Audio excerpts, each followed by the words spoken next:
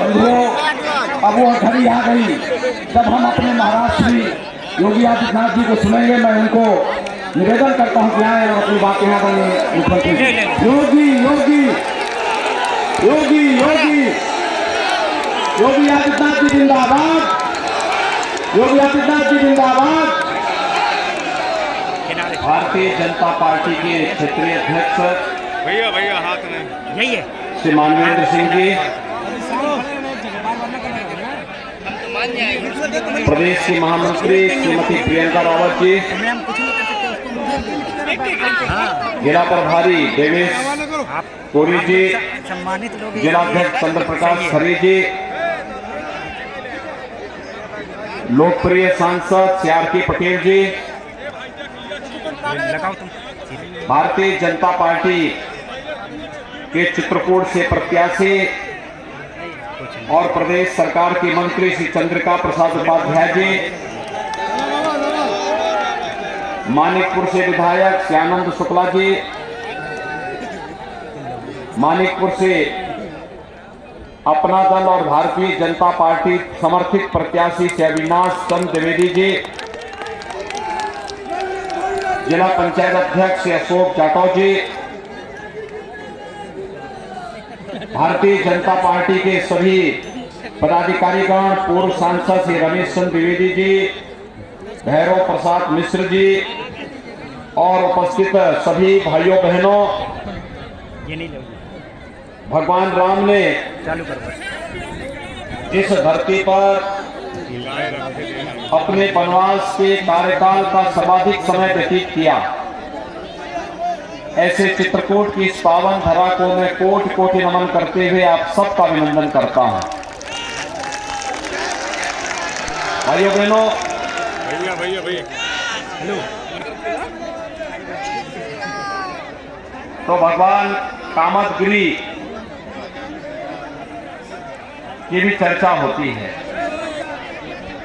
आप सब मेरे साथ बोलेंगे, बोले कामदानाथ भगवान की, भारत माता की, भारत माता की।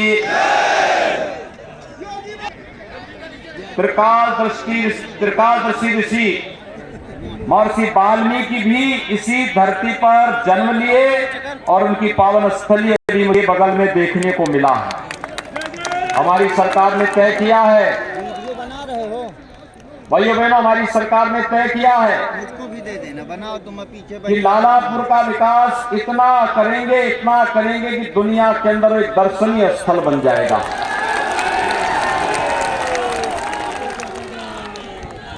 और ऊपर पहाड़ी की चोटी पर चढ़ने में जिन लोगों को दिक्कत होती है, तो जैसे लक्ष्मण पहाड़ी के लिए रोपवे बना है, वैसे यहाँ के लिए भी रोपवे बनाने की कार्रवाई हम लोग करने जा रहे हैं।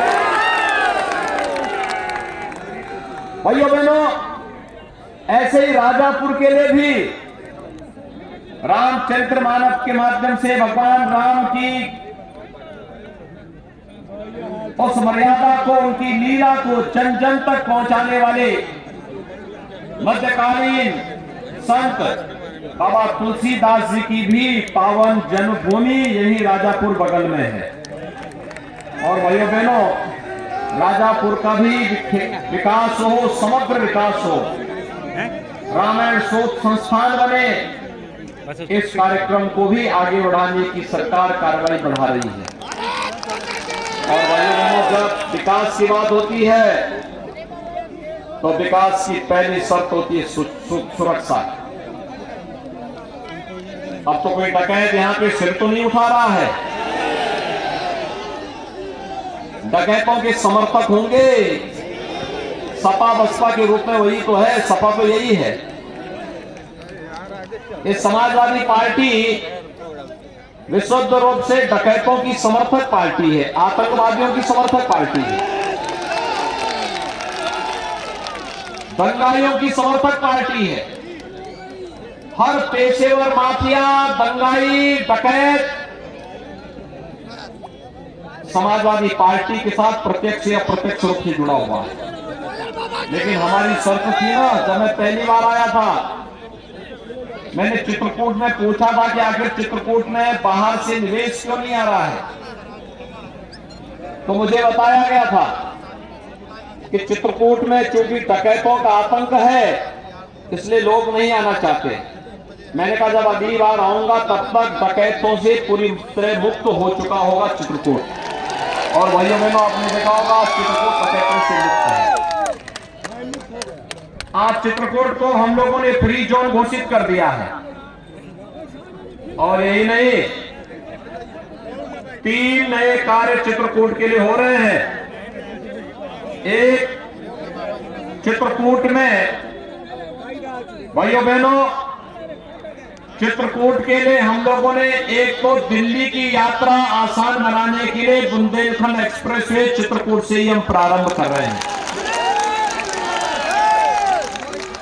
मात्र 5 से 6 घंटे के अंदर चित्रकूट में आप बैठे और अगले 5.5-6 घंटे के अंदर दिल्ली के अंदर आप प्रवेश कर जाएंगे। बुंदेलखंड एक्सप्रेसवे लगभग पूरा हो चुका है और होली के बाद पूरे धूम धड़ाके के साथ बुंदेलखंड एक्सप्रेसवे को भी हम राष्ट्र को समर्पित करेंगे।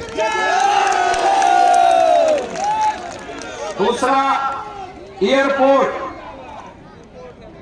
चित्रकूट में एयरपोर्ट होगा कोई सोचता था? आज तो आपका भव्य एयरपोर्ट बन रहा है। भाइयों बहनों, भगवान राम 10,000 साल पहले, हजारों साल पहले पुष्पक विमान से आए होंगे लंका से, और अब हम लोग यहाँ की जनता जनार्दन के लिए भी प्रधानमंत्री मोदी जी की भावनाओं के अनुरूप ये हवाई चप्पल पहनने वाला भी हवाई जहाज की यात्रा कर पाएगा, और चित्रकूट के अंदर इस कार्यक्रम समाप्त कर रहे हैं। और तीसरा, पिछली सरकार तमंचों की फैक्ट्री लगाती थी और जगह जगह डकैत पालती थी। आप मानते हैं ना? आप इस बात को मानते हैं ना? पिछली सरकार के कार्यकाल में डकैतों को फलने फूलने का खूब अवसर दिया गया, और उसके लिए वे तमंचा लाते थे जिससे महाजनी कर सके, डकैती डाल सके। लेकिन अब भाइयों बहनों, अब बुंदेलखंड में कोई तमंचा नहीं बनाता, अब तो डिफेंस कॉरिडोर आपके लिए बन रहा है, डिफेंस कॉरिडोर। और चित्रकूट में भी डिफेंस कॉरिडोर का एक नोड हम स्थापित कर रहे हैं। याद करिए, जब चित्रकूट के डिफेंस कॉरिडोर से तोप बनेगी और अब तोप दुश्मन की सीमा में गरजेगी, और चित्रकूट का नौजवान उस तोप के अंदर बैठ करके तोप को तानेगा दुश्मन देश के ऊपर। पूरा देश चित्रकूट में बनी हुई तोप को सैल्यूट करेगा। बुंदेलखंड में जो समस्याएं थी भाइयों बहनों, एक तो थी पेयजल की, दूसरा थी सिंचाई की। हमने दोनों समस्याओं का समाधान करने की ओर पूरी तरह आगे बढ़ चुके हैं। हर घर नल योजना, भाइयों बहनों, लोकसभा चुनाव के समय जब CR.K. पटेल जी यहां चुनाव लड़ने के लिए आएंगे, तब तक हम लोग हर घर में शुद्ध पेयजल की व्यवस्था के लिए हर घर तक RO का पानी पहुंचा चुके होंगे। आप मानते हैं ना? काम हो रहा है ना? पाइपलाइन बिछ रही है ना? ओवरहेड टैंक बन रहे हैं ना? बड़े बड़े RO प्लांट लग रहे हैं ना? आज जो एक बोतल पानी आपको 15 से 20 रुपए में मिलती है, यही पानी फ्री में पाइप से आपके घर में पहुंच जाएगा। लेकिन तब पानी पिलाने में कंजूसी मत करना, जगह जगह प्याऊ लगवा देना। भाइयों बहनों, ये काम आजादी के बाद भी हो सकता था। हर घर नल योजना आजादी के बाद भी साकार हो सकता था, लेकिन उनके मन में गरीबों की चिंता नहीं थी, माताओं बहनों के कष्ट की चिंता नहीं थी, उन्हें केवल अपनी चिंता थी। डकैतों का उन्मूलन कांग्रेस, सपा, बसपा की सरकार में भी हो सकता था, लेकिन भाइयों बहनों, इन डकैतों का इस्तेमाल ये लोग अपने लिए करते थे। क्योंकि इनकी प्रवृत्ति ही डकैती डालने की, बहुत अंतर नहीं था। एक डकैत गांव में डकैती डालता था, एक सत्ता में बैठ करके विकास की योजनाओं में डकैती डालता था या गरीब कल्याणकारी योजनाओं में डकैती डालता था।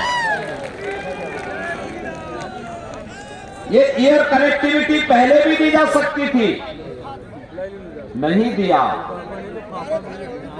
चित्रकूट को सुंदरतम धार्मिक नगरी के रूप में विकसित पहले भी किया जा सकता था, और अब तो चित्रकूट प्रदेश सरकार के एक जनपद एक मेडिकल कॉलेज की तर्ज पर आगे बढ़ रहा है। यहां भी मेडिकल कॉलेज बनाने की ओर हम अग्रसर हैं।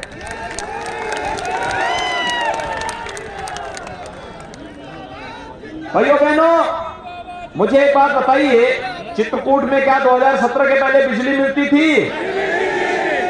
मेरे को झूठ मत बोलना भाई। और 2017 के बाद मिल रही है ना?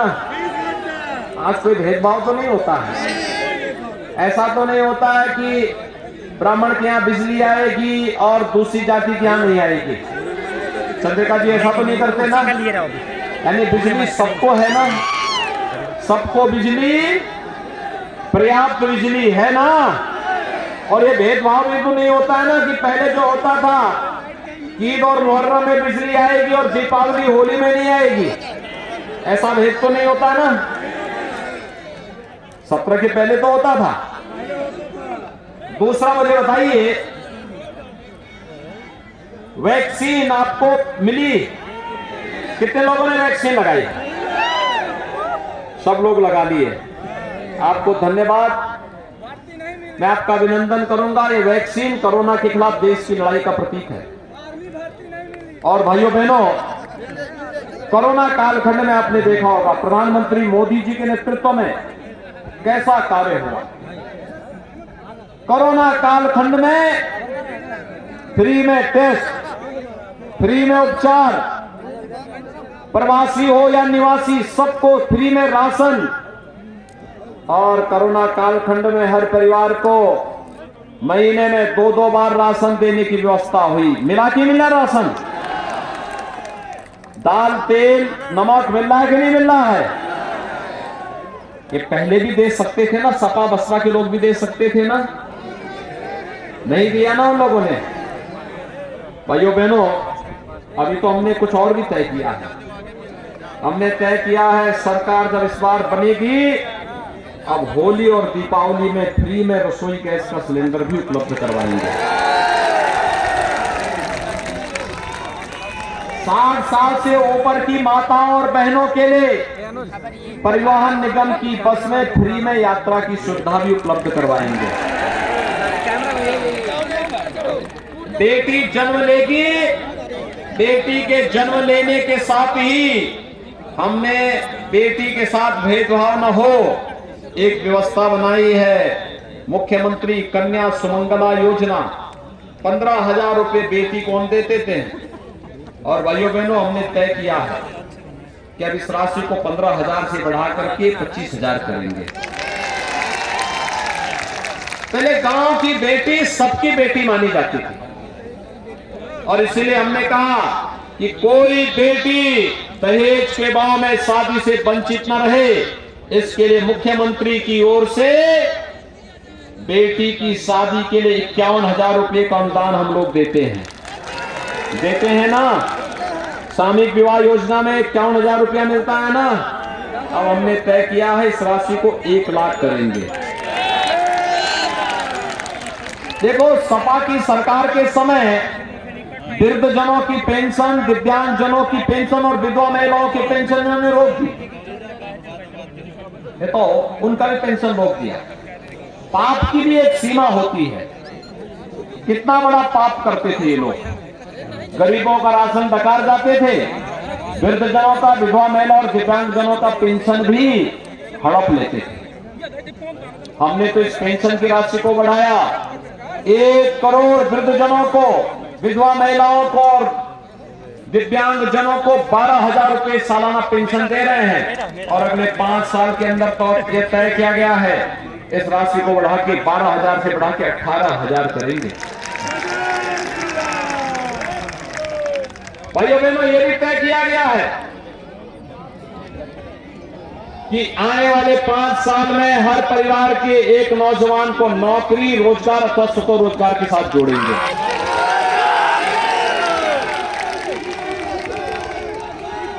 लोग परेशान हैं, सपा के लोग, बसपा के लोग परेशान हैं कि पहले ये अवैध बूचड़खाना चलाते थे।